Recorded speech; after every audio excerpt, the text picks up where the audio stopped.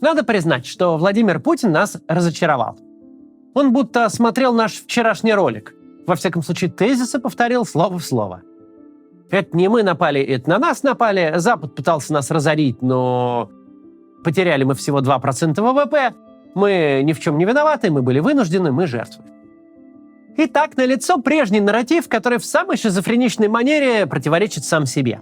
Мы самые сильные в мире и никому не позволим себя обижать, но все нас обижают, и ответить мы ничем не можем. Угрозы в сочетании с жалобами сопровождаются бурными аплодисментами. Нелепости ситуации будто никто не видит. Будто никто не видит комизма в подсчете, сколько раз чиновники Халуи почтили вставанием со стульев причитание о том, что все плохо и сделать с этим ничего нельзя. Эффект этот мы предсказывали задолго до самого события. Все ожидают ужаса и кошмара, всеобщей мобилизации, закрытия границ, военного положения, а пропаганда только тем и занята, что подогревает ожидание апокалипсиса. В таких условиях жалобное блеяние о безмерной обиде на весь мир и традиционных ценностях уже воспринимается как хорошая новость. Чем более грозен анонс, тем меньше усилий нужно, чтобы все выдохнули. Впрочем, и пугаются, и выдыхают только внутри страны. Впечатлить внешнего зрителя больше нечем. С первого дня войны Путин либо намекает, либо напрямую угрожает применением ядерного оружия. Он лично и его окружение делали это так часто, что стали ясны сразу две истины. Во-первых, они его никогда не применят. Во-вторых, ничего, кроме ядерного оружия, у них не осталось. Путин достиг предела эскалации в части конвенциональной войны. Вся его армия на фронте, все, кого удалось мобилизовать на фронте, зэки на фронте, наемники на фронте, вся исправная техника на фронте. Все ракеты, как только появляются в числе достаточном, чтобы навредить украинской инфраструктуре, сразу по ней запускаются. Путин все еще может сильно испортить жизнь собственным гражданам. Может закрыть границу, может усилить репрессии, может ввести еще 500 запретительных законов, может еще раз торпедировать экономику через новые налоги и принудительное изъятие активов. В вопросе нанесения ущерба России Владимир Путин де-факто никак не ограничен. Но это только в отношении России и россиян. Для всех остальных он сам себя обезвредил. Для всех остальных он показал тот максимум, на который способен.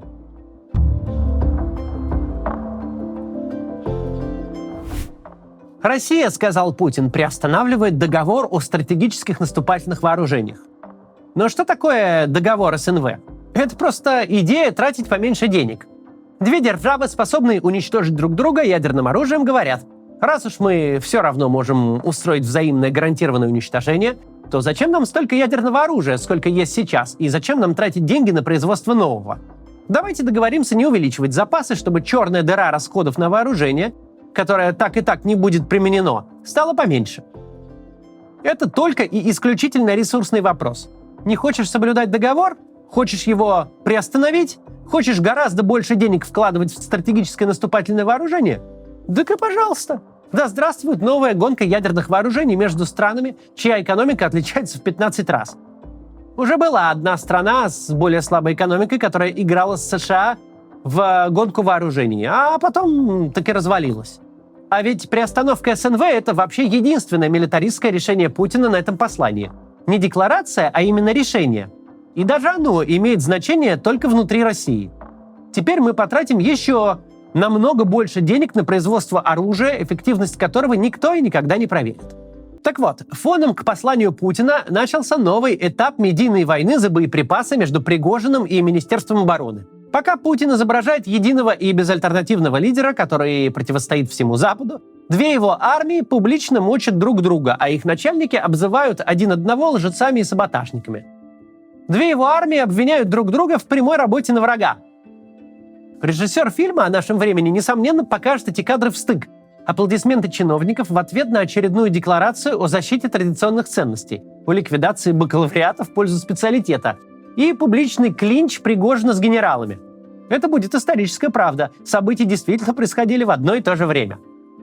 Россия, говорит Путин, использует военную силу для того, чтобы отодвинуть дальнобойные западные ракеты от своих границ. Уточните, пожалуйста, какую из военных сил имеют в виду? Ту, которая говорит, эти лжецы саботируют поставки, или ту, что отвечает, да сами вы лжецы, мы вам все дали? Демонстрация единства и лояльности бюрократического класса, идущая одновременно с явным развалом самой основы государства. С Само по себе это совершенно неудивительно. Мы уже говорили, что золотые дни Пригожина позади, что Вагнер сегодня скорее обуза, чем актив.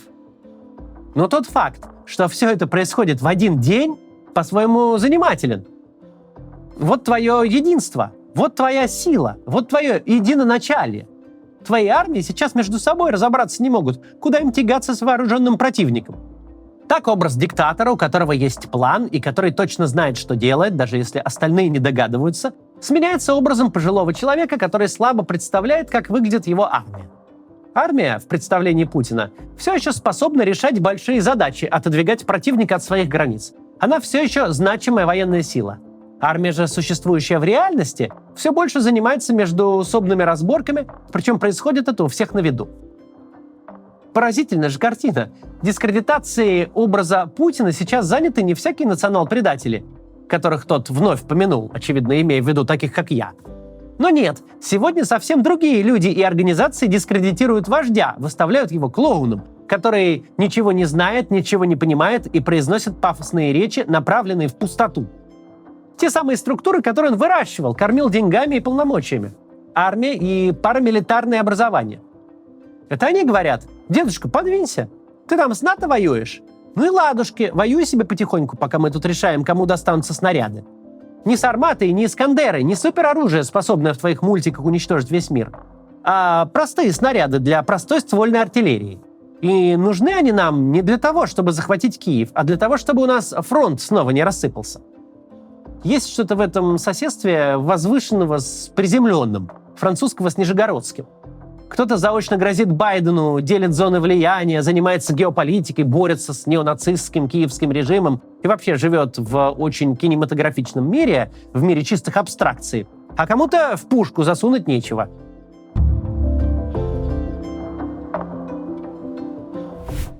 А что там Байден тем временем? Прежде чем ответить на этот вопрос, давайте постараемся понять, кто такой Джозеф Байден. Байден – профессиональный политик. Свои первые выборы он выиграл, когда Путину еще не было 18 лет. 50 лет назад Джо Байден в первый раз стал американским сенатором. Он занимался большой американской политикой в чрезвычайно конкурентных условиях еще тогда, когда какому-нибудь Вячеславу Володину пионерский галстук не успели повязать. Он помнит Брежнева с приличной дикцией. Возможно, когда-то, в ранней юности, у Джо Байдена могло вырваться какое-то слово просто так. Но уже много десятков лет, даже если ему на ногу батарею сбросить, он все равно сначала подумает, как это отразится на опросах, что подумают коллеги по партии, а потом уже что-то скажет. Другие люди так долго и так успешно в американской политике не живут. И вот вчера этот самый человек выдал в Варшаве речь, которую будто бы писал наш сценарист. Автократов, говорит, нельзя умиротворять, им можно только противостоять. Нет, мы не собираемся уничтожать Россию. Наша проблема – это Владимир Путин. Мы будем наказывать всех, кто совершает военные преступления. Человек минимум полвека учился говорить так, чтобы любое слово можно было натянуть на глобус, чтобы, не дай бог, кто-то не прицепился, чтобы потом не предъявили, чтобы черное и белое не берите, да и нет не говорите. А сегодня Байден употребляет такие выражения, которые вообще не предполагают второй трактовки. Мы никуда не уйдем, говорит Байден, Украину не бросим, а с Путиным будем говорить языком силы, потому что только такой язык он понимает. Путинская речь не производит впечатления сама по себе. Но если слушать ее на фоне заявлений Байдена, то становится понятно, отвечать-то нечем. Не это же стадо бессмысленных иждивенцев, аплодирующие, как 500-рублевая массовка у Соловьева, поедет на фронт сражаться с украинскими солдатами, вооруженными американской техникой. Синхронно кивать они умеют, дескать, одобряем и не возражаем. Но что толку? Речи, где на конкретные вызовы, нападение обезумевшего автократа, даны конкретные ответы, поддержка Украины и поставка новых вооружений, звучит почти одновременно с речью о традиционных ценностях. Украина получит новые вооружения, а российские студенты потеряют лишнее время, проходя специалитет вместо бакалавриата.